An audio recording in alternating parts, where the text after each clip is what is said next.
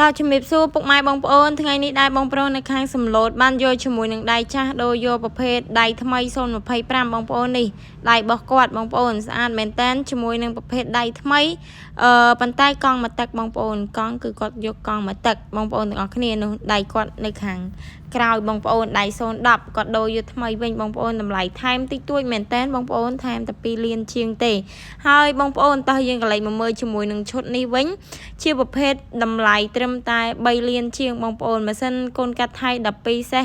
មានអាវមានខោមានកញ្ចក់មានភ្លើងត្រឹមត្រូវបងប្អូនហើយសម្រាប់កង់នេះបើសិនជាបងប្អូនអត់ស្រឡាញ់ទេគឺយើងដាក់ជាមួយនឹងកង់គោយន្តឲ្យវិញបងប្អូនទាំងអស់គ្នាគេចាប់ដៃជាមួយនឹងប្រភេទប៉ុងគឺសេរីចាស់បងប្អូនតម្លៃត្រឹមតែ3លានជាងទេបងប្អូន3លានជាងមានមួយឈុតព្យួរទាំងអស់បងប្អូនទាំងអស់គ្នាតម្លៃធូរថ្លៃមែនតើអញ្ចឹងបើសិនជាបងប្អូន